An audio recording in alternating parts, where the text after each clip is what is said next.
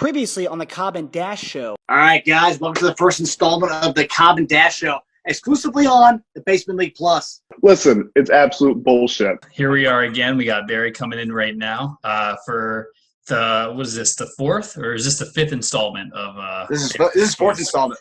Fourth installment of Barry's Juice. You know, it's again, fan favorite. Barry, welcome back on the show. I mean, I feel great. You know, it's only been done once before. I was a little worried there a little bit. Obviously, went against a great opponent and my co-host over there. And it was closer than I think a lot of people expected. I think each week, at least in the off season, I'll be reacting to trades, either write-ups and videos, along with making appearances on the Cobb and Dash Show. It's interesting how well involved everyone is so far. I'd like to hear more from Adam Milowich. He's been pretty silent in this league. Adam Milowich, Amile.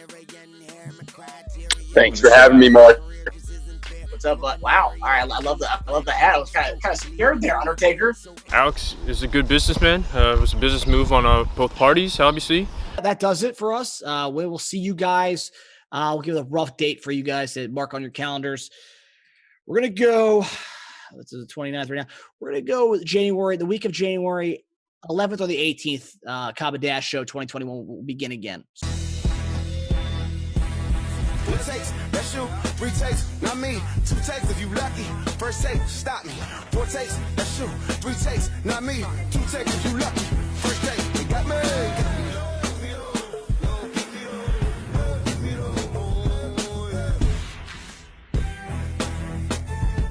And welcome back. You know, I just looking at that recap of last season and that opener video, man. This brought back a lot of tears, a lot of memories. Where this show came from, you know, it came from nothing. Cobb and I were just, dicking around on a Saturday morning. I'm like, dude, let's do a show, and look at us now, season 2, right? And I just want to say, welcome back, everybody, to the Cobb and Dash Show. Basement League Plus is back in full swing. It's been kind of quiet. We'll get into that later, but I'm just happy to see you two guys. Cobb, Alex, what have you guys been up to? Yeah, you go ahead first, Cobb. Appreciate it. No, just glad to be back, man. Been a busy off season outside of the show. I've been able to get a lot of work done outside the show, but I think we've had this date marked on a calendar for the last couple months, just wanting this to get back in action. I know our episode didn't come out as early as some people might have hoped, but it seems like people were pretty busy. We talked about. We'll get to that. But just happy to be back. What about you, Alex? My big news as of recently is I just started my own league. And so that's been taking up a lot of my time, and I've been putting a lot of content out for that league. And I'm excited. I've been doing a lot of fantasy research, 8 weeks about to the draft, and I can't be happier. Yeah, I think, yeah. Well, 2 things. One, this kid, Alex, got his story, cut his teeth in this league. So I hope he's taking a lot of the antics and stuff that he's learned from us in trolling our fellow team members and, and picking up our fellow league owners. So I hope you carry that over to your other league there, Alex. But yeah, it's been not the busiest off season, but this is what happens. Once the show starts, everyone remembers when we had our first show last year, the trickle down trades that happened right after that. I mean, it got the off season going. Sorry, I have to turn the light off here. It got the off season going. So this is what we intend to do.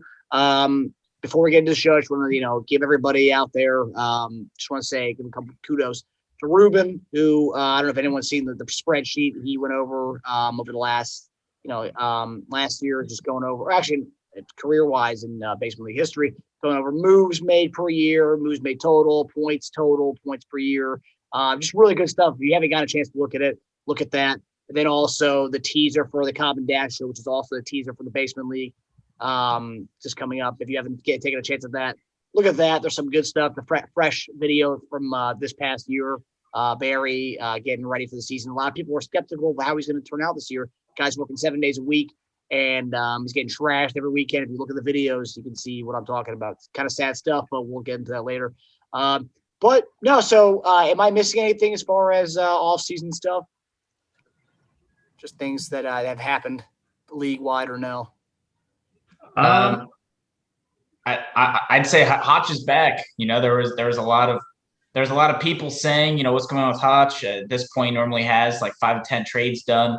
Hotch is back. Glad to have him back, and hopefully we can have him back in the playoffs again. We'll see. Yeah, we're talking about one guy being back.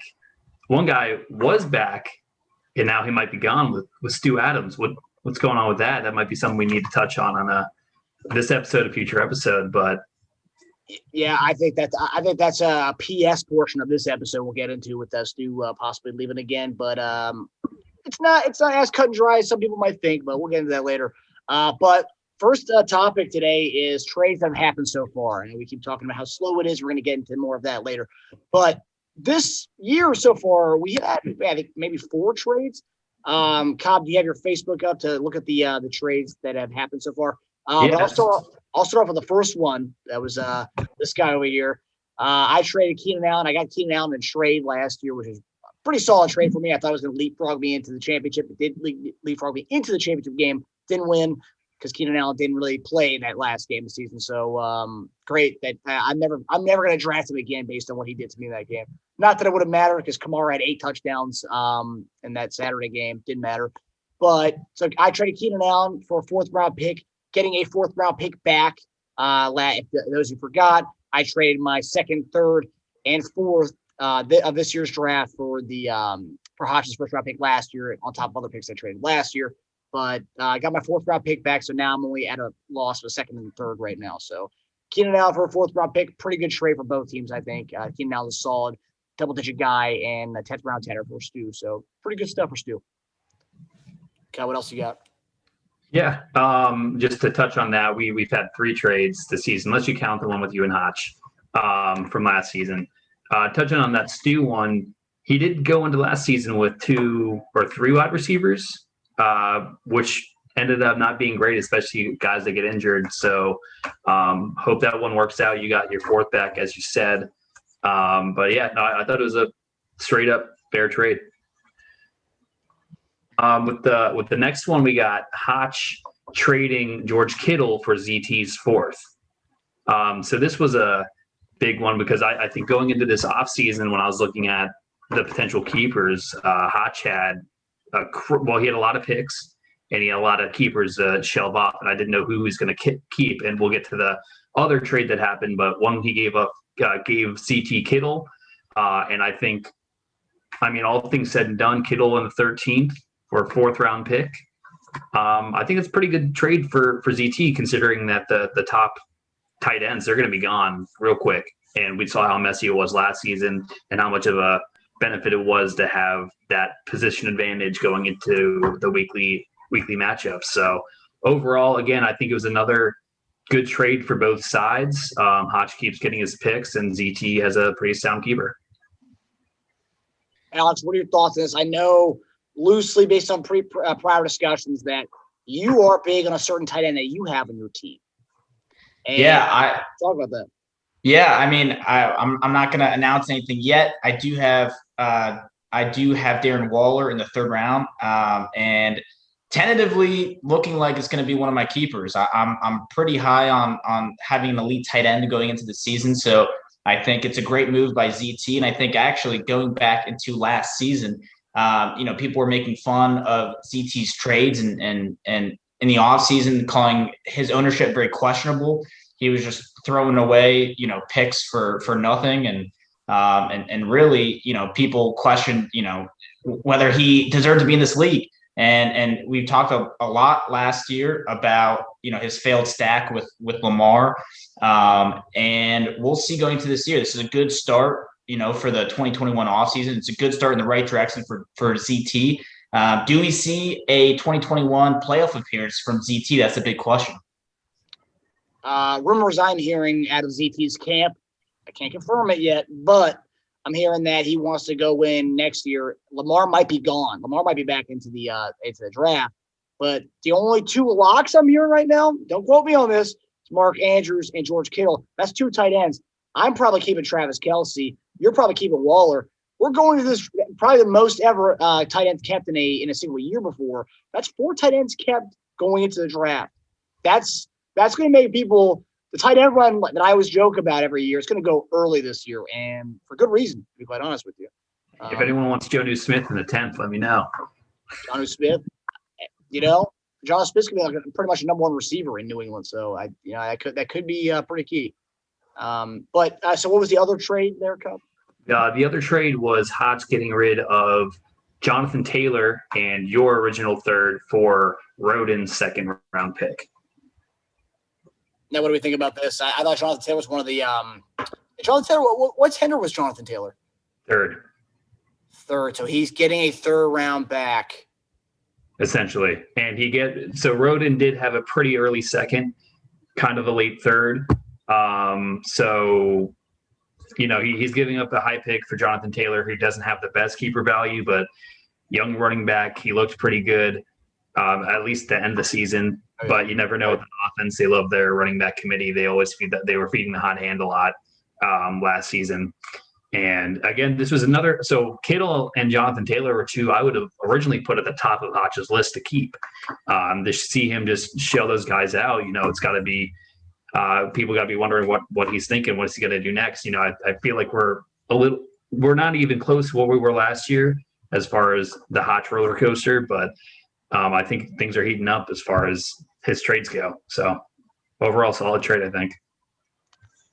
Alex, any comments on this? I would feel well when I saw JT was being traded. I was like, who the fuck's JT? That I thought it was like Jonathan Taylor.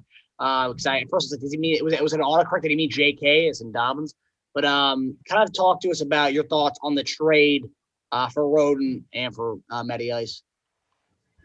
I think both of them walked away with this trade, heading into the right direction for where their team goes. You look at Roden, I mean, his roster last year was a disaster. The past couple of days, I've actually been going through everyone's roster from last year, potentially, looking for a good running back or a good receiver for a potential keeper. And his roster was bare. Had a lot of, third flex type of caliber players on his team. So he needs to load up on some top tier talent. I know the 3rd round tender isn't the best, but some people have Jonathan Taylor as high as RB7 going to this draft. People are high on him. I personally, I don't have him that high on my tier list, but if you're all in on Jonathan Taylor and you need that, that bell cow guy going into the season, it's not a bad trade. And one thing I want to bring up, I know real quickly, we talked about tight ends a second ago, saying there's 4 tight ends potentially that's looking like might get kept. I just went to Stu's roster. He does have Dalton Schultz, and he also has Zach Ertz. He's a big tight end keeper guy, so don't sleep on him going Ertz 5 years in a row. I will say one thing. I'm a big Jonathan Taylor fan, but there's a lot of questions there. Phil Rivers is not there anymore. Carson Wentz is there. They're going to want to make that trade look like they won that. So I could see Indianapolis going to a kind of passing type offense with Jonathan Taylor. Going with his days in Wisconsin, that was always a run-heavy offense. And then last year with Rivers has always kind of surrounded himself with a solid rushing attack. Very curious to see what Indianapolis does with that offense. So could be a sophomore slump situation. Also could be, Jonathan Taylor could, succeed with Carson Wentz being there. So a lot of question marks over there. And a high round tender for a guy with a lot of question marks. That's the only thing that I have to say about that trade. But Roden needed to make a lot of moves. This team was awful. Snuck into the playoffs. Should not have made the playoffs, but he snuck in. Okay, so next one, we're gonna go. This is what we do at the Basement League Plus. Every week we go through the matchups. Each of us talk about a matchup. We don't have a matchup to talk about this week, but we're gonna talk about everyone's teams and where the keeper situation's at in everyone's teams. So we're gonna start off first. Cobb, I want you to start off. We're gonna go from bottom to top on the just the final standings. Are you on the weekly page? Based on the league's final. Whoa, what is this? Uh-oh. What the fuck? Are you guys getting this maintenance issue from Yahoo? No. It says Yahoo will be right back. Thank you for your patience. Our engineers are working quickly to resolve this issue. What the fuck is Jesus. this? Wow. Is Yahoo done or what? Hold on. What the hell's going on here? That's weird. I'm getting a weird maintenance issue. Are you guys getting that or no? No, I'm still good. Are you serious? Mm-hmm. So we go to Internet Explorer, see if that does it. Oh my God, hold on a second. Bear with us, folks. Any TV with that technical difficulties.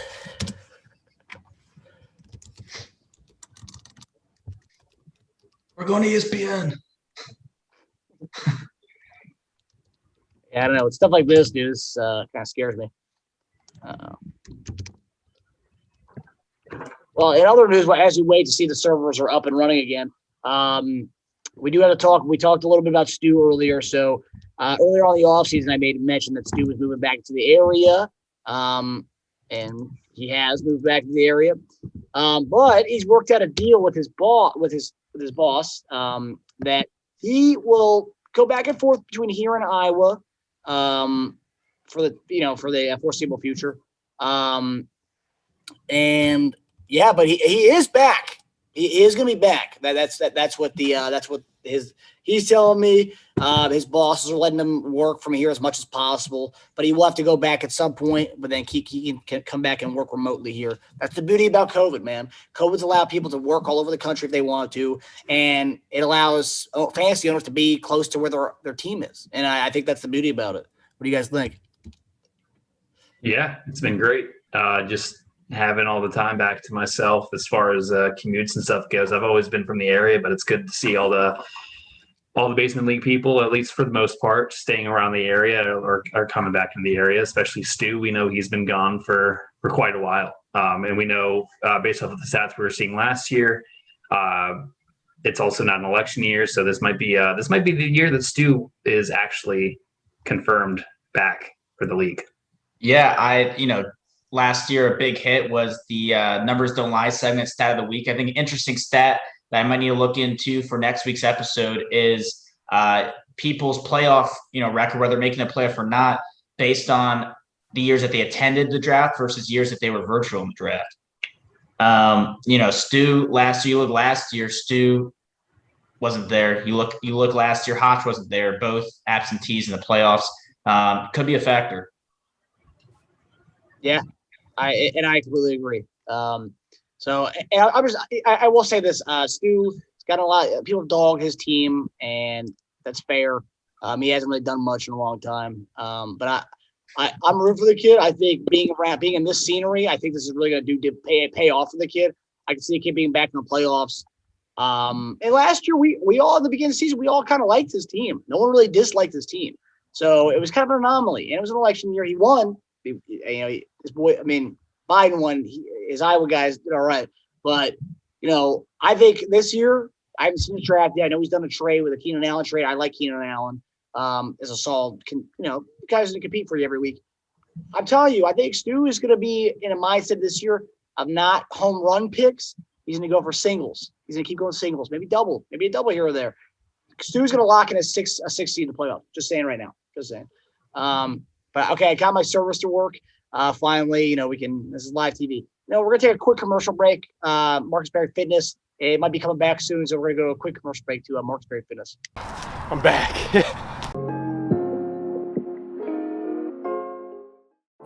It is low in calories and sugars. It is also dairy-free and vegan-friendly, which is great. Also, if you're looking to add more calories to the smoothie, then you can replace the almond milk for regular milk.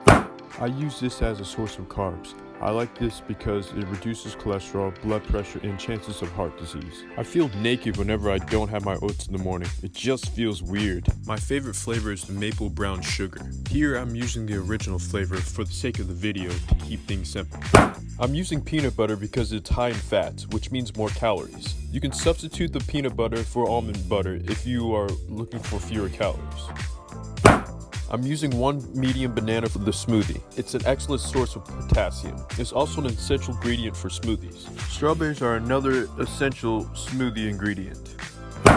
Here I'm putting a tablespoon of honey for sweetness. Then turn your blender on and blend it until you get the right consistency. All right, we're back. Marcus Berry Fitness, if you haven't tried it out yet, you need to contact him, give him a DM on Facebook, slide his DM on Instagram. He's willing to help you have the body, especially for beach season that's coming up. So really looking forward to seeing what you guys can do with Marcus Berry Fitness. Cobb, Mr. MIA, Tell us about what you got with the CP squad. Yeah, so CP had a I'd say a pretty quiet season last year, and I think he's out of all of the teams. I think I'm most interested to see what kind of moves he makes because he did make a lot of off-season trades last year. Wasn't super active during the season as far as I remember, but we got guys. He's got Juju Smith-Schuster in late round pick. I think it's not a deal. It's not a amazing keeper, but he's the guy over there, or at least Deontay Johnson could also be the guy. But I think it's a solid keeper. He is Christian McCaffrey, and I do think this is one of the most interesting keepers as far as the new rules that's now implemented, being that you cannot trade back in rounds. Yeah. And seeing CP has a very high first round pick, and he can't trade back to keep CMC. Some are wondering, is he going to keep CMC or let him go to the Dogs and keep that first round pick? I think he still keeps CMC. I think you kind of have to, but I think this is one of the examples where that trade back rule, getting rid of those round swaps, is really going to impact the teams in this league. And going from there, no one else really sticks out on the roster as far as keepers go. Mike Davis could be a good keeper. He's in Atlanta now, I believe. So, people are fans of him, but I don't really know how that's going to work out. But other than that, I really just don't see Melvin Gordon. Maybe don't see many keepers. I think he needs to make a move, and I hope he makes one. Are you not a Shark fan? Not really. I mean, I guess I don't know what Urban Meyer is going to do down in Jacksonville. Who knows what Trevor Lawrence is going to be able to do his rookie season. He could find a new favorite target like Laviska Shenault.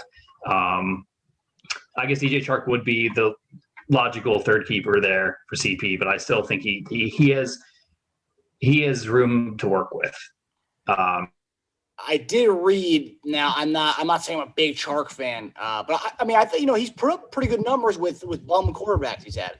I mean, I love the whole get up with Gardner Minshew that Minshew had, but I will say with Chark, they said he's really dug into this whole Urban Meyer system. Apparently, he's gained 10 to 15 pounds of muscle this offseason, which whenever you hear those kind of things, like, oh, okay, but. If I have this roster that I'm looking at right now, and I'm not going to make any improvements, and I am talking to CP about a potential trade, blockbuster we're talking about here, blockbuster. If I don't want to make any trades, which CP, he's not a big trade guy. If I see this team right here, I'm going with Shark, and I'm seeing this 10 to 15 pound muscle thing. I'm like, yeah, I'm talking myself into it. So yeah, Schuster, who also got a 1-year deal this offseason. Next year is going to be a big contract year for him. So maybe he puts up numbers this year and gets his big deal that he wanted, but he couldn't get this offseason because of COVID and everything. So yeah, I mean, it's not a bad team. I wouldn't look at this and say, oh, it's the worst team in the league, because McCaffrey, Schuster, and Chark's pretty solid guys. And also, I don't mean to pat. You guys know me. I don't like patting myself on the back when it comes to this league, but I'm going to right now. The whole pick swapping thing, I'm really happy we got rid of that. That's probably one of my favorite things I've done in this league. Enough is enough. You're going to cheat. No more cheating. All right, that's it. You don't have that first round pick to trade because you're keeping that guy. No, there's no more of that. Really happy we did that. The league, I think everyone should deserve a round of applause for voting for that, getting rid of that. So, Alex. Yeah, if I'm CP right now, I'm definitely keeping McCaffrey. I'd potentially reach out to Stu, even reach out about swap, or trading to get that first round pick to send him back and then redraft McCaffrey. But he doesn't really have 3 other guys that are studs that could load up his roster. No matter what, going into this upcoming season, I need McCaffrey on my team. If I'm CP, I don't love what he has. I mean, these are potentially, second to third flex, caliber guys that we're talking about here. If I'm CP, I'm pulling a Paul Purga Beasley. I'm giving up a lot of picks for the long term. I'm going to get a couple, surefire guys, and we're going to ride the waiver wire this year, and we're going to build up a team. That's what I would do if I was CP. Don't take it from me. He has not responded back to my text, so he can do what he wants. And I do know for a fact he's in talks right now of garnering one of the best young quarterbacks in the league. not going to say who it is. I'm not going to tell you who the owner is talking to, but he might acquire one of the best young quarterbacks in the league who just got a first-round receiver that he played with in college. That's all I'm going to say. That's the only hint I'm going to give. Hotch also alluded to this guy yesterday or 2 days ago in a Facebook post, which I don't like the name dropping there because it's also, it's poo-pooing certain guys in the league. Shouldn't be doing that stuff. Don't poo-poo other guys as gems. All right, Alex, you got Wee Hunting. This is a pretty solid team. It's another one of those solid. Could make a lot of moves, though. Talk to us about it. Yeah, pulling his roster up right now. So going through his roster right now, we know that he's got DK Metcalf in the 10th round. That is a surefire keeper for him. I've actually personally been messaging him about, trading Russell Wilson to his team, getting that stack, but he doesn't seem, we'll see. He doesn't seem completely on board yet, but who knows? He's got Cam Akers on his roster. I believe, he's got Cam Akers here on his roster. If I'm him, people are really high on Cam Akers. In redrafts, most people are having him go, late first round. There's a lot of upside there. If I'm him, I'm definitely going DK Metcalf. I'm definitely keeping Cam Akers. Looking at the rest of his roster, that move for that stack wouldn't be a bad idea. I mean, he's got Kareem Hunt, he's got Robert Woods. Those are bottom tier. Those are flex 2, flex 3 type of players. If I am him, I want to load up on that top tier talent, and let my drafting research do the rest and take care of business. So if I'm him, I pick up that phone and give me a ring. So that's all I'm gonna say. Cobb, what do you think about this? Yeah, I agree with Alex. I think it wouldn't be a bad idea for Ruben to make a move, making a stack. If he has that much faith in DK, I think it would make sense to stack that up. But then he's gonna, Ruben. We've talked about it on the show before. He's a very my guy kind of guy. Like he has a set of guys that he wants that he's fans of, and he's going to keep. That includes Cam Akers.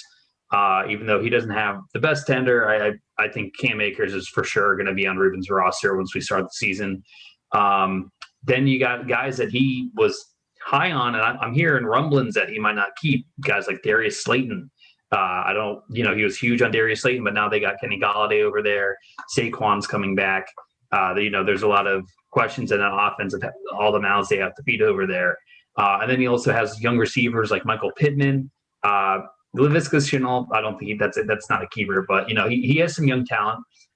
If he wants to roll the dice on his third keeper, again, similar to CP, not an over the moon kind of like about his keepers, but still definitely not bottom of the league, if I had to say, just solely because he has DK late round, and then he has Cam Akers and potentially Kareem Hunt as solid running backs. And I'm always a fan of keeping running backs going into the draft. Yeah, I agree. I think Cam Akers really came on strong at the end of the season last year. Very curious to see what happens with Matt Stafford, how that affects the offense there. I know McVay's a big run first guy, so interesting to see what happens with that situation. Kareem Hunt, that's solid, and DK Metcalf, that's solid. If he doesn't want to do any trades, those are 3 solid guys to go with. I do love the idea of a Russell Wilson, DK Metcalf stack. You tried doing that last year, but you picked the wrong receiver to do the stack with, Alex. But hey, if you can try to get a stack, I mean, I don't know. He's probably gonna want the moon for DK Metcalf, but I think also a cool thing with Ruben, this team is his team now. He took over for Nick, and like in the year and a half that he's had this team, there's not one left over from the Nick Burton squad. This is all his squad, and you got to give a hand to the kid for really replenishing what Nick gave him. I really like what he's done, and I think he's, whether we talk about dog as other guys, he's got 3 guys who are there who you could keep right now, and so you got to hand to the kid. Good stuff, Ruby. All right, so the next team is Stu's team. This is the Mr. Irrelevant for this year, and actually, Cobb still has to think of his what kind of picture he's going to give to Stu, where Stu will then post a picture with that whatever fat head that Cobb chooses every week on his Facebook and his Instagram publicly. So really excited for that. We really fucked up when we had Barry only posted in our fantasy league group. really fucked up. We should have made him do it publicly, but that's okay. Yeah, so we already talked about Keenan Allen, so he's already got that one check mark. He's got a receiver, boom. But looking at his team, yeah, I mean, Julio, I don't know if I want to go with him in Tennessee. I obviously he drafted Julio pretty high, right? He was a first or second round pick for him last year? Julio was a keeper. I think he was a keeper. I think he was like a 10th round keeper. Yeah. Okay, so 10th round. Okay, so not bad if he wants to keep the 10th round tender there. And then, shoot, man. Wow, that's a really bad team. So Keenan Allen. Okay, he also did that trade to get Jerry Jeudy. That didn't help him at all. Yeah, so he's got Michael Thomas and Keenan Allen are his two locks. Shoot, man. If I were him, I would maybe – yeah, I would – we talked about it last year. We made fun of the whole three receiver. That didn't work out for him.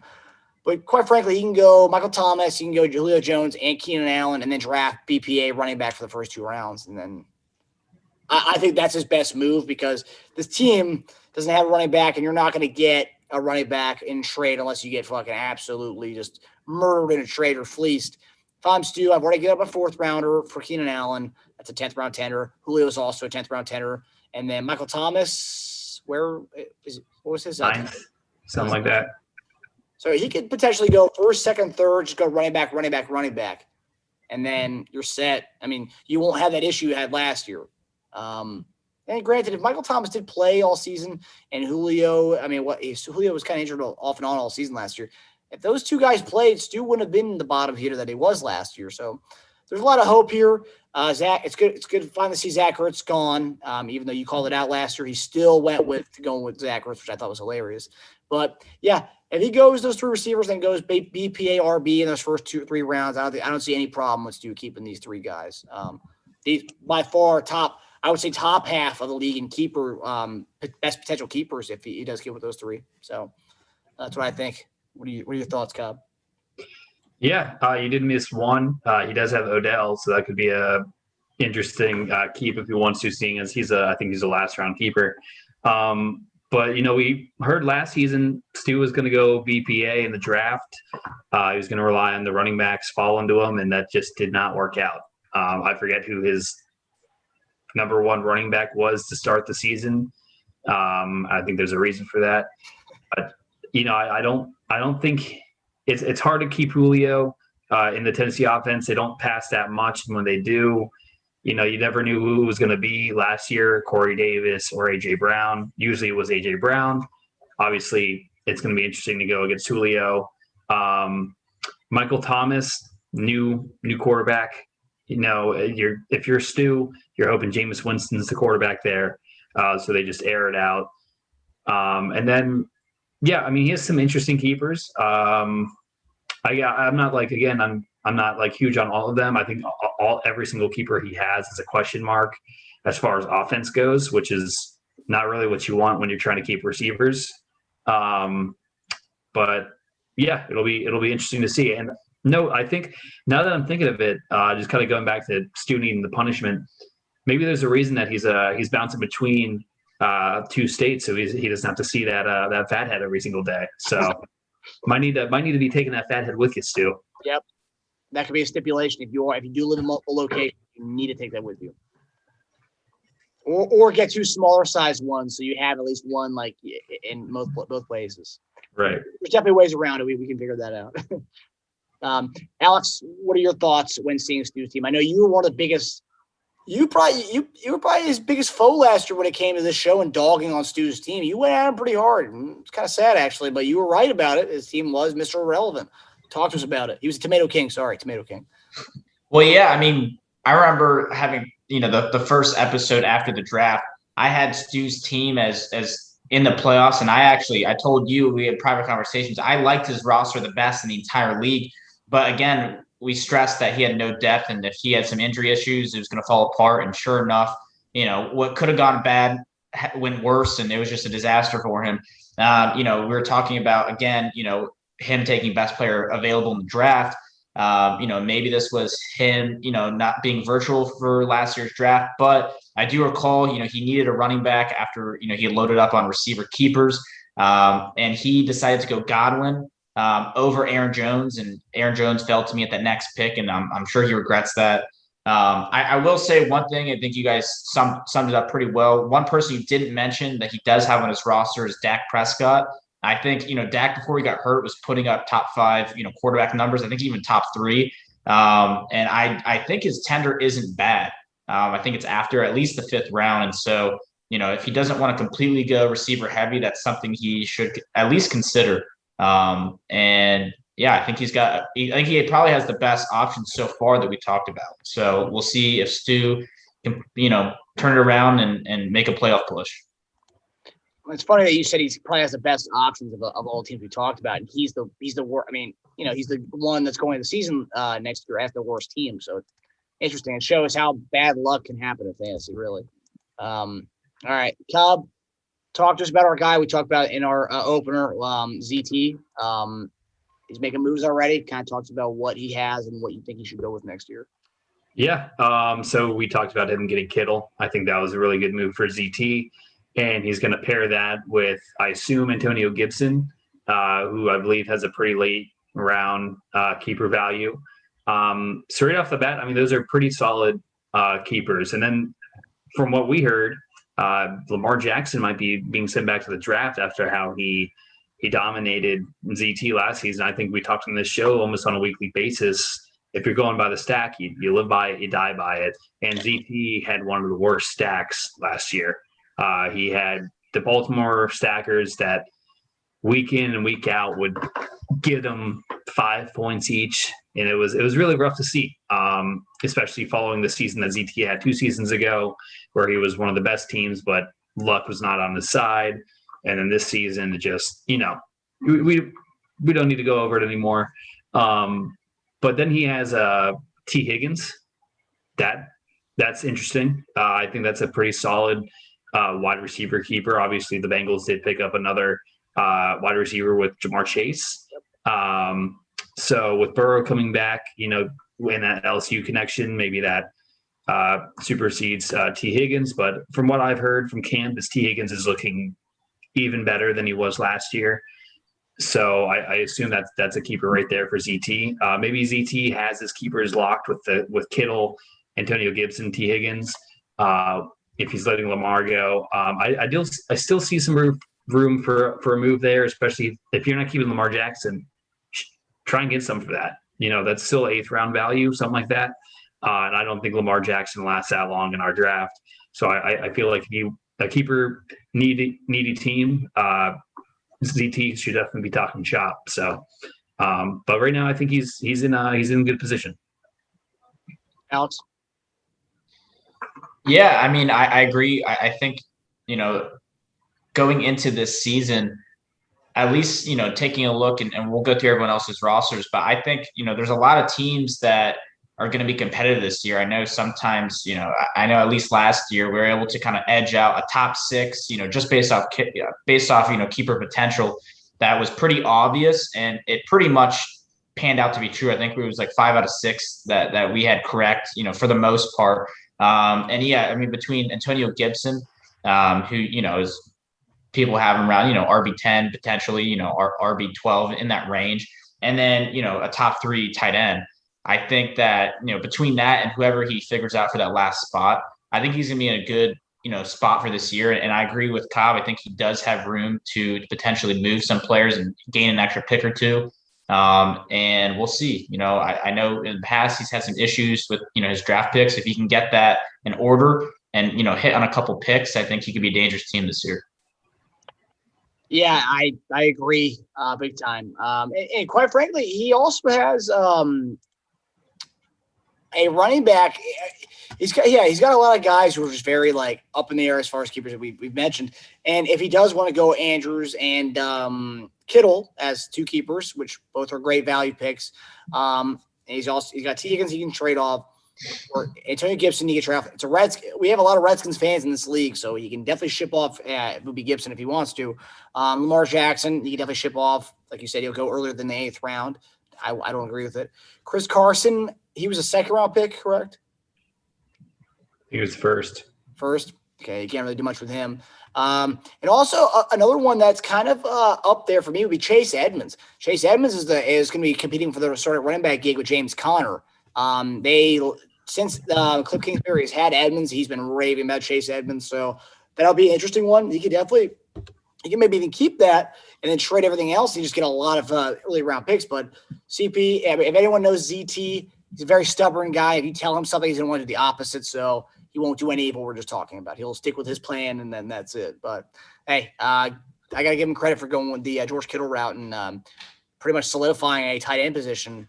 So good for him. Next we're going to go with Colonel Sanders is A. Millie. Talk about this one, guys. Alex. Sorry. Yeah, so just diving through his roster right now. The big question I think that everyone's asking is what's he going to do with Zeke? He doesn't have, the first pick overall. And so it doesn't look like Stu's going to want to trade out of that position either. So does he keep Zeke, after a shaky year last year? I know a lot of people are high on him again for this year. There's a lot of reasons why you should be, Dak coming back, a healthy O-line. I do think that Zeke is a huge, it depends what he does there. That's his token piece. Does he trade him off? Does he send him back? Does he keep him? I mean, a lot, his whole roster is going to be shaped around that move. But I do think he's got a lot of supporting cast around him that he has to choose from. He's got, he can go with Joe Burrow if he, wants to potentially go that route. Who knows what he's thinking. He also has Justin Herbert. So actually, you can probably go Herbert over Burrow. I didn't see that. And he also has AJ Brown. I'm not 100% sure of the tender. I think it is a later tender. And so right there, I mean, if he goes Herbert, Brown, and Zeke, you got elite quarterback, elite receiver, and elite running back. So I think he's in really good shape. But again, maybe he's done with Zeke after last season. Maybe he wants that first round pick. So we'll see what happens. A lot could happen there. But I think he's got three really solid options here. Cobb. Right. Similar to CP, I mean, this is another example of where the no trade back rule really impacts a team. And, I feel like Adam was a guy that loved taking advantage of that stuff. So it's going to be interesting to see how he handles it. Like Alex said, maybe he tries to make a move with Stu. We did say that Stu did have some room to maybe get a third keeper. And I'm looking at Adam's team, and I see a lot of relatively good keepers. I mean, you have, like Alex said, I'm probably projecting him to keep Herbert, AJ Brown, and him being a Cowboys fan, probably Zeke. But you got Miles Sanders, he's in the fourth. You have Joe Burrow, who I believe is the last round pick. Ronald Jones is at least a sixth or seventh, I think. So all of those guys, and Henry Ruggs, I mean, all of those guys could be appealing to teams trying to fill out that third keeper spot. So it's unfortunate because Adam, as we know, during the offseason, he did deactivate his Facebook. So it's going to be harder for him to get all this league news. I added him back yesterday. He made a new Facebook? He's going to write a new alias named AYE Millie, MILLI. He's breaking news. There's no profile picture with it. He actually DM'd me and texted me telling me that he has a Facebook just for this and our flag football bowl game series. So good to hear. The guy's a gamer. All right, that's good to hear. Keeping under the radar, very professional. I love it. But yeah, if I'm a team looking for a third keeper, I'm looking at Adam's team. I mean, he has some guys that I think you could get for relatively cheap. And we'll see where it goes. But I think Adam's in good shape too. I think Adam's in good shape. I think AJ Brown's value hurts a little bit now that Julio's there. Justin Herbert, great. I will say he made a big mistake earlier this offseason. When I was trying to move Keenan Allen, and very heavily, because I was texting him all the time about it, and he even gave me some kind of promise that we might have a deal in play. The guy went at me. I can show you my text messages. There was green, no responses. And I took offense to that. And I got a guy, Stu, who texted me out of the blue one day. He's like, "Hey, Keenan Allen, what do you want from him?" I'm like, "Fourth." He goes, "Yeah, let's do it." And I'm like, okay, that's how it should be. And I texted Adam. I said, hey, Stu's getting on this. I'll give you a couple hours. Never got a response. And he could have had a stack with Herbert and Keenan Allen. Herbert, if you look at his games with Keenan Allen, I think the target share was like about 12 plus targets a game for Keenan Allen. I mean, that's what you want in a stack. I mean, there's some games where I'm watching with Kelsey and Mahomes where Kelsey's getting 11 plus, and I'm like, yep, that's where I want. But this Keenan Allen was averaging 12 plus a game with Herbert. That's the stack he wanted, and he, kissed that goodbye. But yeah, the Zeke. I think it's time for Zeke to go. I think Zeke needs to go elsewhere. I mean, look at the end of the season. Adam wasn't even starting him. Adam started Tony Pollard instead of him. And what was the carry right there? 9 carries and 19 carries. Why did he start Tony Pollard over Zeke?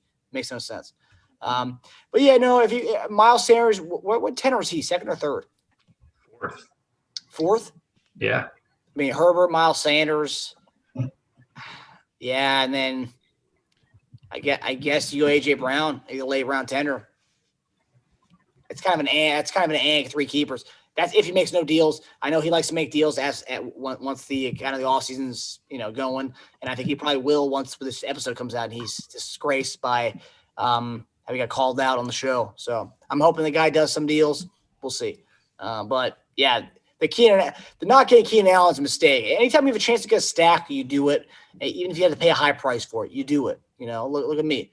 I paid a high price for Travis Kelce last year, and look at me. I'm a silver medalist. I made some cash in that finals. Okay, I didn't win it, but I did all right.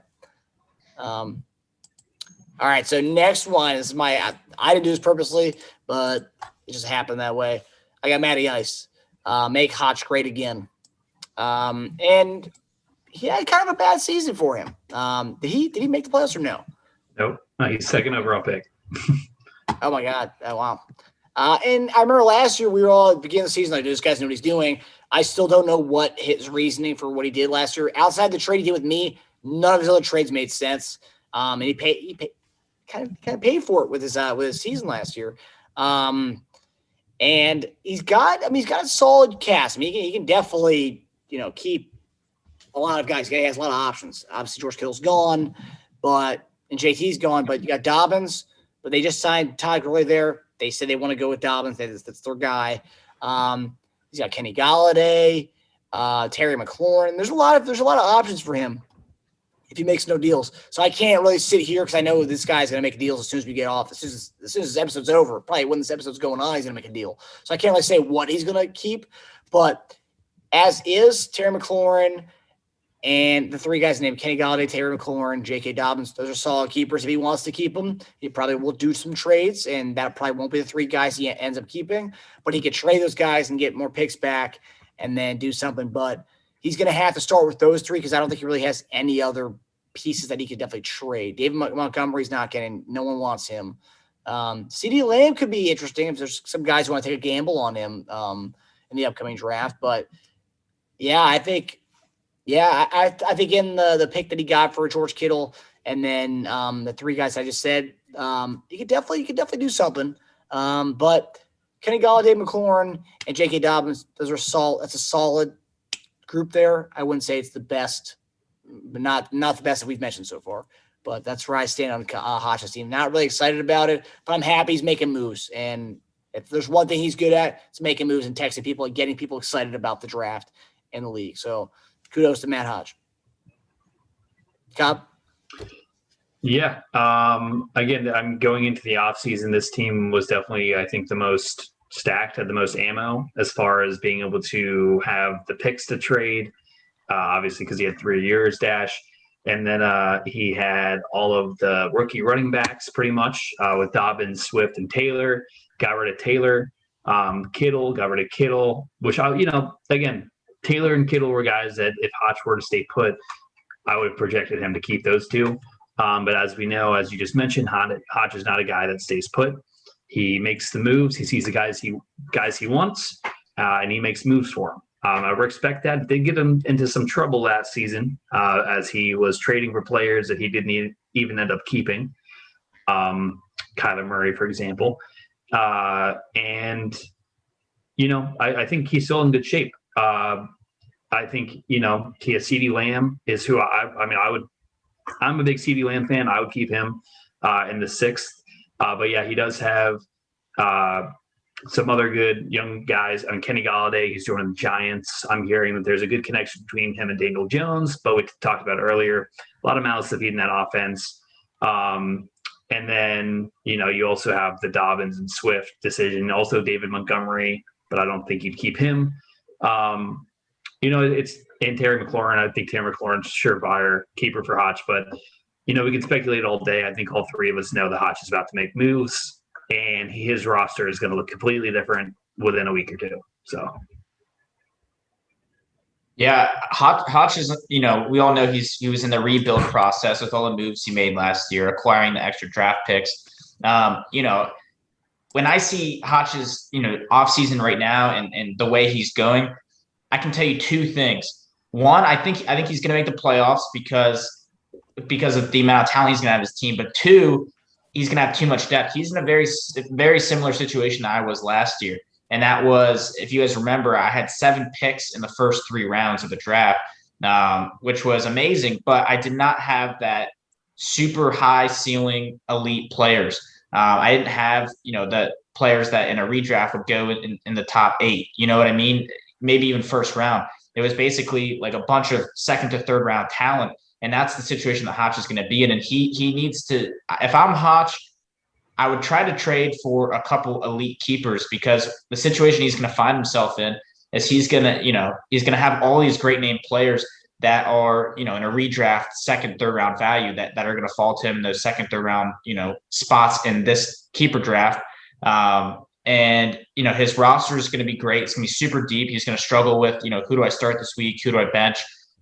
It's going to be talented enough to make him to, take him to the playoffs, maybe even be, be a 3, 4, 5 seed, maybe not even the 6 seed, but he's going to lack that high level depth that it takes to win a championship. And that's something that I learned last year. And we're kind of rebooting and figuring out a way to do things right this year. And so that might be his biggest pitfall going to this year, getting rid of guys like Jonathan Taylor and George Kittle.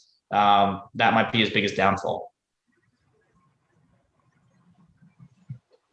All righty. So next one, as we know, everyone knows in this league, we don't brag about our own team unless you have to defend it.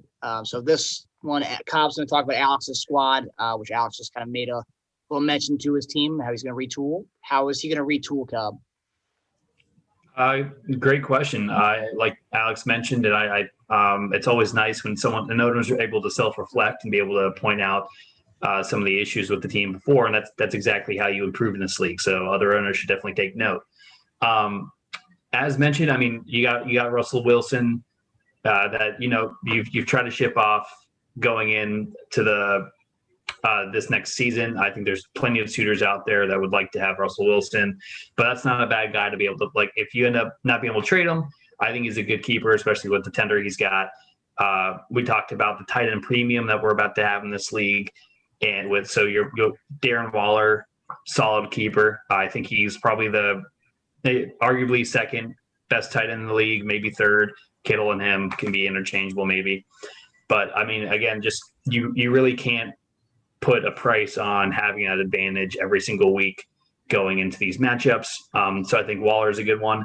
And then your third keeper is where I think we get into some debate. I think you know that too. I think you're trying to make moves, trying to get that third keeper, whether it be James Robinson. They drafted Etienne. But they are saying that they might use him as receiver for a little while. I don't know if I really buy that. But that'll be interesting. Again, you're probably not going to lose out on James Robinson just because of how well he did last season. Talon's going to win out. I think the team trusts him, even though Urban Meyer is going to bring in his system. I think he'd be foolish to let James Robinson have his role diminish just based off of what he was able to do with how bad that offense was. I don't think, 20th round keeper. I mean, that's kind of almost no risk with the expectation that he might get rolled off eventually in the season. And then going from there, you could go Thielen.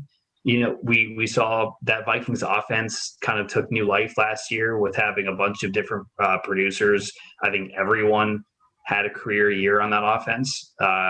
which was impressive to see that there'll probably be some regression there. But then kind of from there, I don't really see another third keeper. Josh Jacobs was the first. That'd be kind of a risky first round keep. I think he could also potentially fall to you in the first round anyways. But other than that, I mean, it's definitely sound keepers. And I think you're already making moves. So I assume we're going to be seeing a third keeper show up here in the coming weeks.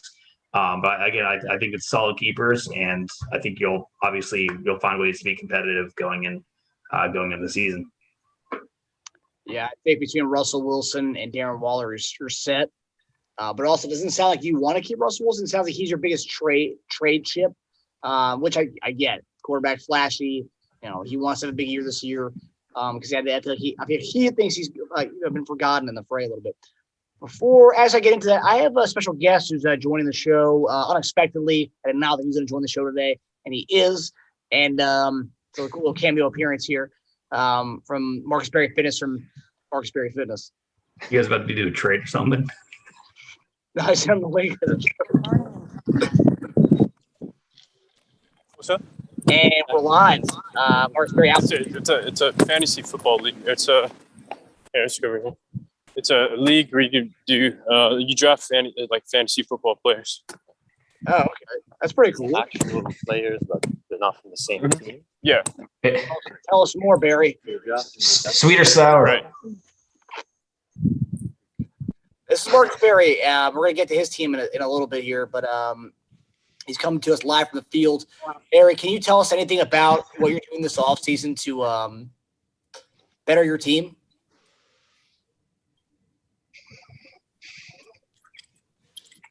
Barry? So your audio's on, man. Howdy. You guys are all dressed up? Yes, it's the season premiere, and we're lucky to have you join us from the field.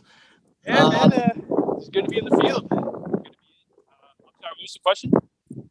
But so before you go, because I know you're on the field right now, you're working, kind of talk to us about what you're doing this offseason to get you back in the championship game. Yeah, I got some stuff lined up, so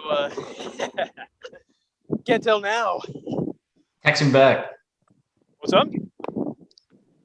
You respond to my trade live trade right now. Second my deal right now. Ooh, Devontae Adams for that chick's number. Now we had some other numbers thrown around. We got a deal live on air. See, but I got something in the works, so stay tuned. Can you tell us what you've been doing this offseason to get prepared for the league year? I haven't done too much, but like I said, I got some stuff brewing up. So that's all I'll say. Just stay on your toes. Okay, before you go, because I think you're working right now and it's really windy, so I'm just going to leave you off with this last question here.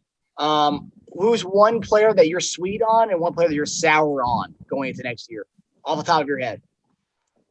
You mean my team or in general? In general. League.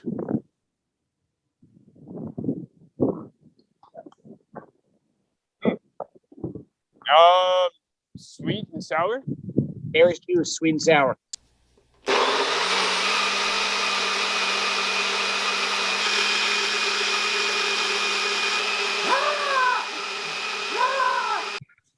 Dang, I don't even know yet.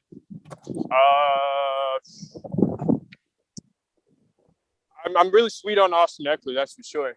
Big fan of him. So I like his PPR, and I think he's gonna have a big year. So nice. As long as he stays healthy, so I'm sweet on him. Sour.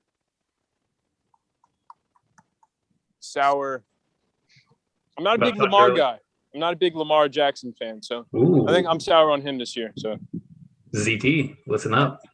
And there's a rumor going around that ZT's going to let Lamar Jackson go to the draft. So. Oh, okay. Well, yeah, I'm not a big Lamar guy. So. Awesome. Well, Marcus, thanks for coming on, man. We really enjoy you doing this, giving us a little tidbit of the Berries Juice segment that'll be coming on later on in the off season. Thanks for coming on, buddy. All right, cool. Thanks, Marcus. See you, buddy. All right, see you. I honestly, I sent it. I was like, hey, the show's gonna be on this Wednesday. If you want to come on, come on. And that was him coming on there for a few seconds. Sounds like he's done no research at all this offseason because he really had nothing to say about anything. But hey, he gave us a sweet and sour, and I'll take it. But yeah, so yeah, I was saying Russell Wilson, the biggest trade chip for you. But yeah, if you go to the season with Robinson, Russell Wilson, and Waller, I think you're okay. You're not in a bad spot. Robinson's a late round tender, so if he doesn't pan out, you got every pick to go for. But no, if you don't want to do Robinson, you trade him. Thielen's a good piece as a third keeper, and he's a later-ish round tender. So you're solid there. Yeah, I like what you got. I think you'll do some trades, but yeah, I like what you got. Do you want to pat yourself on the back before we get to the next team? Yeah, I mean, I'll tell you, I'm definitely going to be keeping Waller. And we'll see in the next couple of weeks. I think. My goal is to give up. I'm fine with giving up some draft picks, and I want to bring in one more blue chip guy. And my goal is to be top heavy going into the season. And see if I can manage my way to finding some decent flex players and make a late run. So that's the plan. We'll see if it happens. Fantastic. All right. So the next team we have here is David Roden's team. Alex, I'm gonna let you talk about this one. Yeah. So taking a look at his team, and I had mentioned his team earlier as being someone that did not have a lot of talent. Right off the bat, taking a look at this, the people that stand out to me, if I'm him, I don't know Josh Allen's tender. I assume it's somewhat later. It's probably, I don't think he's a seventh. I mean, I think that's great value there. A lot of people have him as the second quarterback going off the board in redraft leagues. I think that's good value. If I was him, I'd potentially do that. And, you can go and trade for the stack then and trade, step into a Cobb's office, trade for Diggs. That's potentially something I would do. But taking a look at this, you got CH as first round tender. I don't think he's going to be keeping him.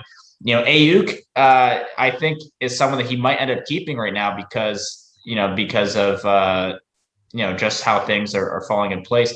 And remind me, did he make any trades? Did he acquire anyone? Yeah, you just got Jonathan Taylor. Jonathan Taylor, that's right. So, I mean, Jonathan Taylor, Josh Allen, and Ayuk's not bad. Claypool's not bad either.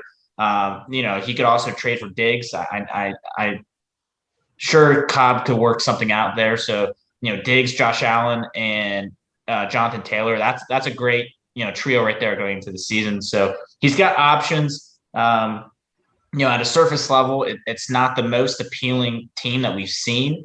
But I think he can put together, three keepers that work for him going into the season, and hopefully we'll get him back, into the playoffs and back into winning as he typically does. So we'll see. Yeah, I think Jonathan Taylor was definitely an upgrade to what his current choices were. He's not going to keep CEH. Now, I guess he's not. Calvin Ridley, I believe, was a second-round pick last year, and he just get rid of his second-round pick. So now he cannot keep Calvin Ridley. So Calvin Ridley is going back to the draft unless someone trades for him. So outside of that, yeah, I mean, Josh Allen, great value. So like Alex was saying, Jonathan Taylor, Josh Allen, great base to build off of. I'm not sold on anyone else. He has those, a third-round keeper. Ayuk, solid. Claypool, solid, fallback guys. If you last minute you're not able to get a trade for a third guy, you can fall back on those guys and hope it works out.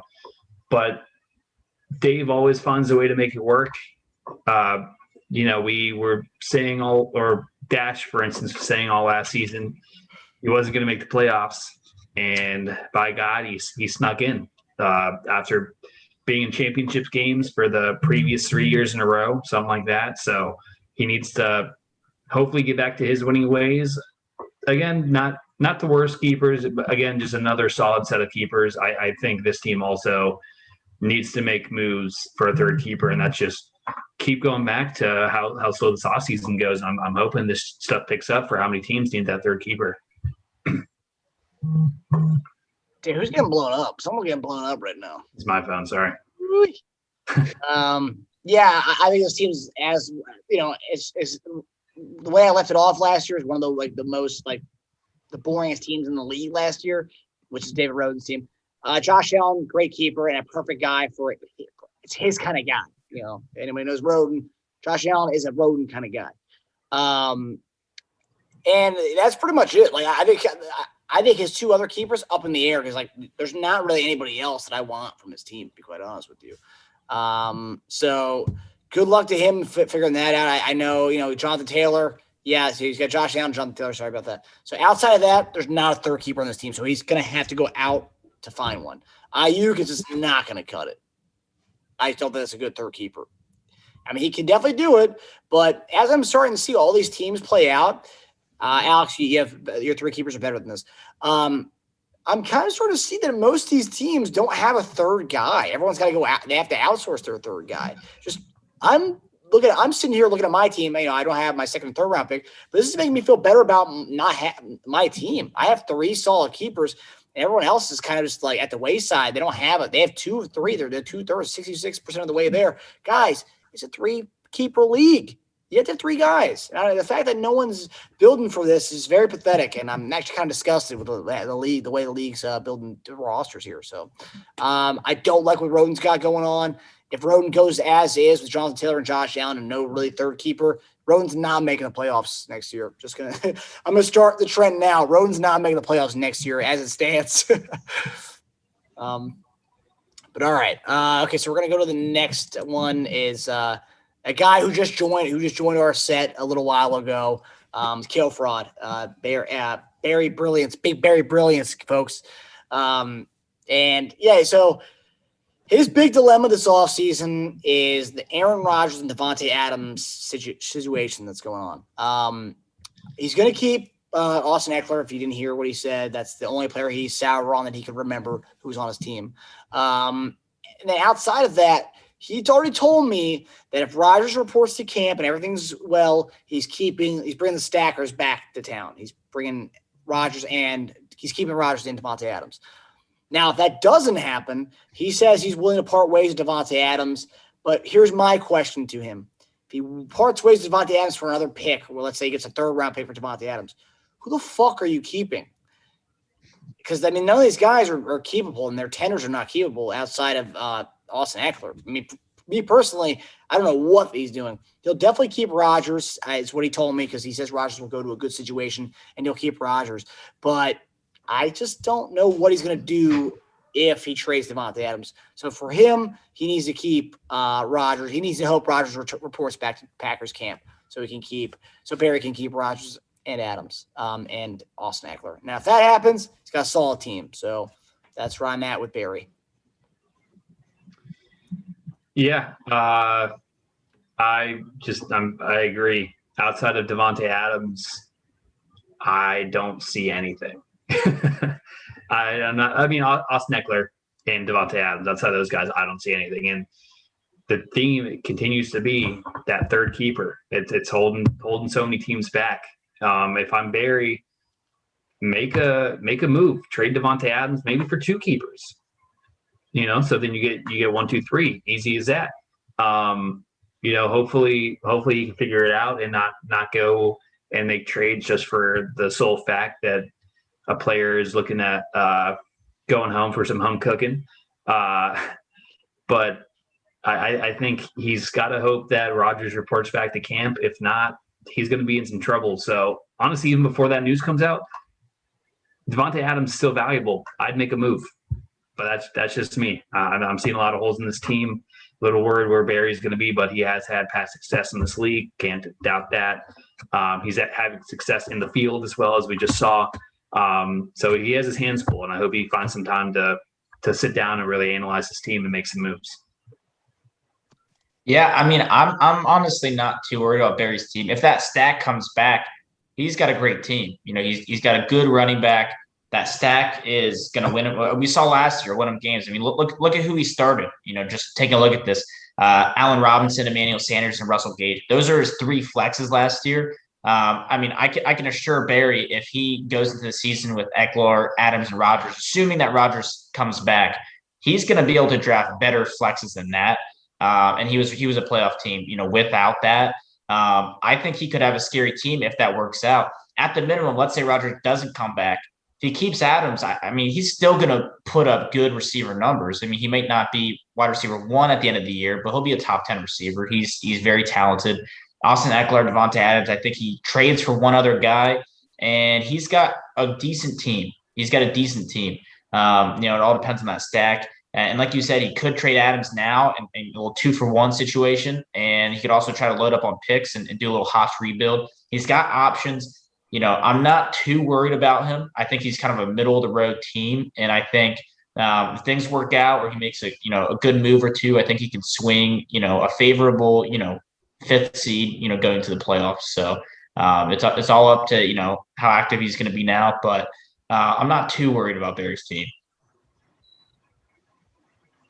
Yeah, it'll be interesting for sure. And he's always got the antics. We just heard from him a little while ago, so it's always fun to see what he does, regardless if it's good or bad. Last year he made a horrible Todd Gurley trade, and I'm sure he'll find something else to do this year. And I can't wait to highlight that in the show.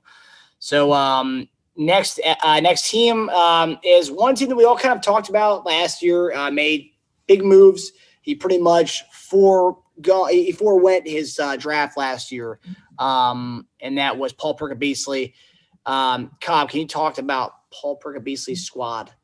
Yeah, just a team that wouldn't stop fighting last year. It was a remarkable season, obviously, by Paul, with every week having to listen to us dog his team, saying that he didn't have the talent to make it. He fought and he killed it. I mean, he finished third, fourth place, something like that, or top 5, whatever. He made the playoffs with a team that easily could have been bottom of the barrel with that injury to Saquon Barkley and getting rid of all of his draft picks, pretty much. But now this was the season we've been alluding to of how once he gets over that hump of the down year that he was going to have, this was the season. But he had a great season last year. Who knows what he can do this year with Saquon, Chubb, and Derrick Henry? I mean, that's just a stack of 3 that we've been talking all show about teams not having their third keeper. Paul's had his third keeper, waiting in the hole for a while with Saquon coming back from injury. And I have heard rumblings that he's still looking. He might be switching up one of those running backs here, but it's just rumors. I don't know where he's going to go with that, but I think Paul is in strong standing. It does hurt that he's going to not have a first or second round pick. But outside of that, I mean, it's going to be hard. We saw how hard it was to beat him with just the running back seat, the 2 running with Chubb and Henry last year. You throw Saquon into that, I don't know how you're going to beat this guy all the time. So I don't think much else needs to be said about Paul. I think he's in perfect shape, especially compared to a lot of teams in this league with no third keeper and having 3 of the probably top 10 running backs going into this season. It's going to be hard to beat. Alex? Yeah, I agree. And I had a good conversation with him last night, seeing, if he was willing to move one of those top, running backs he has. He's actually very high on Deontay Johnson. And, if the season were to end, if the offseason ended right now, he would go with his big 3, Chubb, Saquon, and Derrick Henry. But, he wasn't interested in any other players. When I was talking to him for trade, he's interested in high picks. If someone offers him a high pick for one of those 3 running backs, I think he would do it, and he would keep Deontay Johnson. So that's, throwing it out there to, something that could happen in the future, something for other owners. If you're interested in those guys, ring his number. Either way, I think he's in a good position. No matter what we saw last year, like you said, Saquon was out. He didn't have a pick till like the 6th round. This year, Saquon's back. He's got all 3 of them. He's going to have from the 3rd round on, he's going to be able to build up his core team around him. There's going to be a lot of talent there, especially at the quarterback position. He'll still be able to get a top quarterback, in the 3rd round, if that's what he wants to do. Get an okay receiver, and he's going to have a good squad. So I do have high expectations going into the season for him. there's no way anyone's trading a top pick for those guys who are already top picks. You can't. I mean, it's impossible. You can't do it. So good luck to Paul if he thinks that's really going to happen for him. Otherwise, this is the year. His window officially starts now. We didn't expect him to do anything last year, so his window really started last year. But his window really starts this year, and you can start to gauge what his plan was 2 years ago when he made this when he made these trades to get these three bell cows. He's got them, and now he doesn't have to waste any other picks. His picks are, obviously outside the top three. He's got 4 through 6.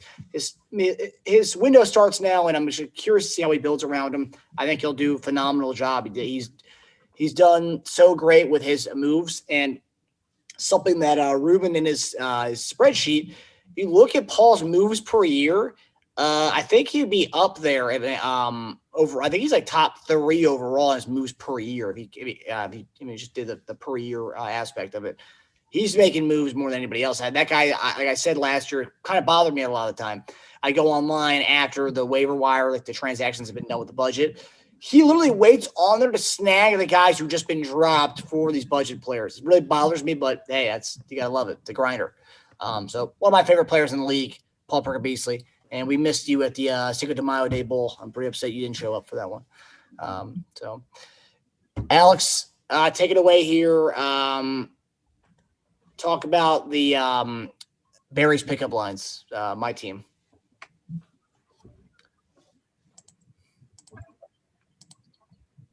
All right, so I'm pulling a roster up here. I mean, I think right now it's pretty obvious right now what you're going to do. I don't think there's much really to even talk about. I think it's clear you're probably going to go Mahomes, Kelsey, and Hill. Kelsey was the one person that, people were unsure. He's the first round tender. Are you going to, forego your first round pick? I know you're already given up a couple other picks for, to Hotch last year. I think you're 2, 3, 4 or something like that. And so, are you willing to give up that only pick you have to keep Kelsey? And I think the answer is yes. And I think you will be okay. I think you'll be fine. We saw last year, we saw that, like we're talking about Paul Parker Beasley, you didn't pick till the 6th round, and, had two okay running backs and made it pretty far. That triple stack is going to automatically put you in the playoffs. No matter, you could probably even bench, you could leave those spots vacant on your starting lineup and you could probably still make the playoffs. You're going to have to be creative with who you get, for the rest of your flexes and your running back. That could, be something that hinders you from, being, potentially getting a bye week just because, you gave up so many picks last year to Hotch. You have to be creative, and we'll see, if you have any sleepers that you're targeting in your draft and in your draft strategy, and, see what picks you hit on.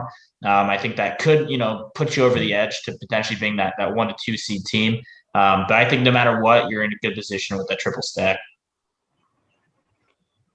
Yeah, I agree. I mean, that triple stack is what gets you scoring some of the most points we've ever seen in this league week in and week out. I think this season alone, I think your team was definitely one of the top 6 scoring teams all time, basement league history. Yeah, it was actually. So, I mean, just based off of those 3 alone, you're going to win games, like similar to what we talked about with Paul. I mean, this is what, when you're building a stack, this is what you dream of when you build a stack. You get the best quarterback in the league, arguably the best receiver in the league, and then easily the best tight end in the league. Then the tight end, we talked about the premium, and I think it's smart it's like Alex said, it's risky because you don't have a second, you don't have a third, you didn't get that 4th back. But with how the league shapes out and how much of a shithole and shit show bidding for tight ends got during the season, and drafting them was a mess. I think you just have to do it. You don't have other choices. I do think you do. You have some ammo left to shell off. We've mentioned, I think I'd say 80% of the league is in need of a third keeper. If I'm in need of a third keeper, I think your team is also another team that I'm potentially looking at as trying to make a move. You're a guy that might need picks, and you have some players to give. So regardless, I think if we're just going off of keepers alone, I think you have arguably the best keepers, if not second best keepers in the league, just based off of how much value they're going to provide to your starting lineup week in and week out. And I think you'll be just fine. I know you'll always find a way to make a blockbuster either in the off season or in the season. Yeah, as you said, Alex, it did come to my mind about possibly not keeping Travis Kelce. I'm going to keep Travis Kelce. I gave him a lot to get him, and now I'm not going to let him go for peanuts because I'm not going to get back what I traded for to get him. Essentially, I'm the 11th pick in the draft. Kelsey's going to be Kelsey would probably be a number 1 pick if I let him go. He'd be arguably top 2, but I think he'd be go number 1. So definitely keeping him. Definitely want the triple stack, a stack like we've never seen before. That probably will never happen again. We'll never get a triple stack like this ever again. And that's it. So I've been pretty blessed and lucky to have the guys that I have on my team now. But yeah, not having a second and third is going to suck. I got my 4th round pick back, but if you look at that 4th round pick, that's the last pick of the 4th. So it may as well be of another 5. It sucks. But I'm happy I got my 4th. Second and third is going to blow. If anybody does want to offer me their second and third to get Travis Kelce, we can talk. But yeah, you would think there'd be a lot of guys out there that want some of these guys that I have, but right now, the one hot commodity that people are asking about is Jalen Hurts, who starting quarterback in Philly, had a 40-point game and I believe a 30-point game when he started last year in this small sample size. Some people are big fans of Jalen Hurts. They want him on their squad. 20th round tender. I know quarterbacks, there's just so many of them. You don't have to keep one, but if you're going to get one that's going to be pretty much changing the game, changing the league, and Jalen Hurts with a 20th round tender, that's a guy you want. But then outside of that, there's Jeff Wilson, who almost had another touchdown in that game, which would have brought me even closer to Cobb. Cobb was actually kind of scared that day when the Jeff Wilson went off, because I was making up for what Kamara had done. And Wilson did his thing. I mean, for a guy who, was like one of those, like, barely do I start him? Well, I can't ask for more than a 32 from a guy who I've never started before, who, just Jeff fucking Wilson Jr. Okay. Sounds like a NASCAR driver. Guy came in, dominated, and he's probably going to be starting running back over there in San Francisco between him and Mostert. So that's definitely a guy you want. You want a Shanahan RB, and this guy's the guy for you if you want him. So, yeah, so that's where I'm at. And yeah, I thank you guys for loving my 3 keepers. The message for the rest of the league: you want a model of 3 keepers of what 3 good keepers look like? Look at Barry's pickup lines.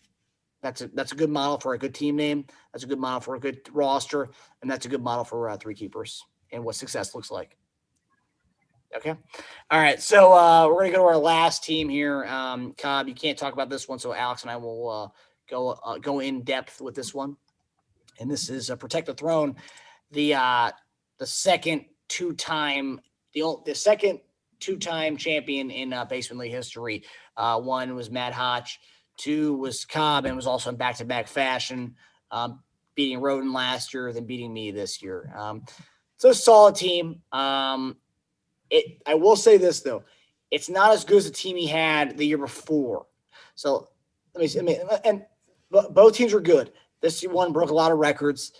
Didn't break the all-time record, right? The all-time points record in a single season. That's still held Beating the playoffs, it did. But yeah. Don't count the playoffs. And I will say records are going to be changed. From now on, records are going to be different because now we're going to have one more regular season game going into next year. So it's kind of sad.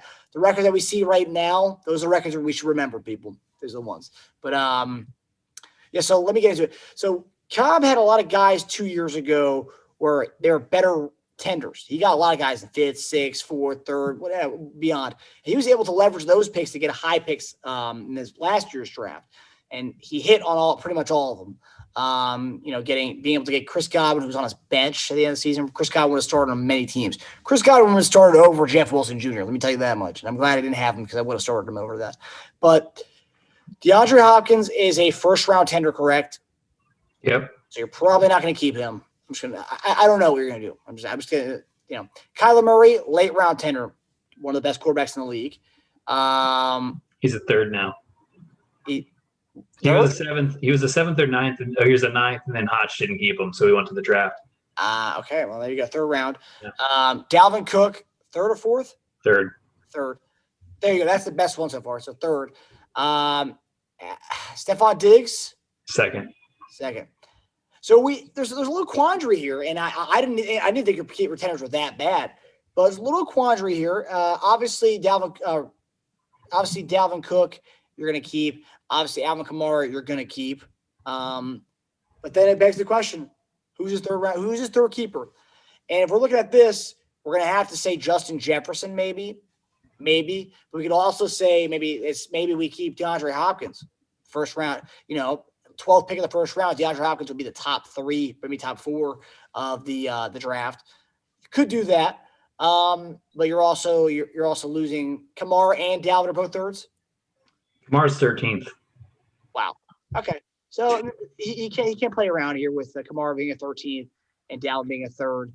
And then he could go with DeAndre Hopkins at number 1. I don't think that's a bad move. He gets this first pick of the second round. He gets to go BPA at that point. If he wants Murray, he could probably get Murray there. To be quite honest with you, you get a stack back. So yeah, he's got a lot of options. I think Justin Jefferson was great. He did well for you last year, but I think you can let him go and you can bring DeAndre Hopkins back at the last pick of the first round, and then you can go get your stack in the first pick of the second round. And then we're back. We're pretty much back at where we were last year. But Stephon Diggs, you said second? Yeah, that's tough. I mean, you're gonna have a high round decisions to make as far as between the guys you have, but you're pretty much set with Kamara and Dalvin Cook. Unless you blow your draft and your third keeper, there's no way you're not top 4 next year and even in your third straight championship game, which would be insane. Kind of like me going two of the last 3 years being in the championship game. I'm not going to brag about that. So that's what I think about Cobb's team. I think you look at this team and you're blown away by Kamara and Cook. And then once you get into the tenders of these guys, you're like, oh, okay. But then you narrow it down, 12th pick of the first round, you get DeAndre Hopkins. That's what I would do. But it's obviously hard decisions to make. So, Alex, what do you think about our back-to-back champion, our reigning king?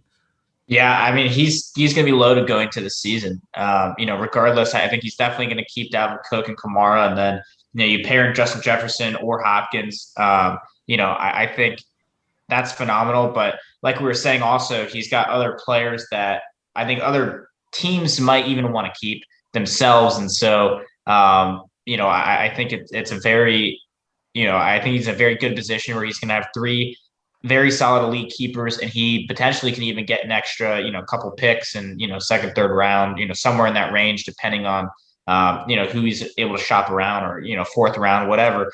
He'll have extra, pieces that then he'll have this top heavy team, but he'll have extra draft picks as well to, add some complementary guys around them.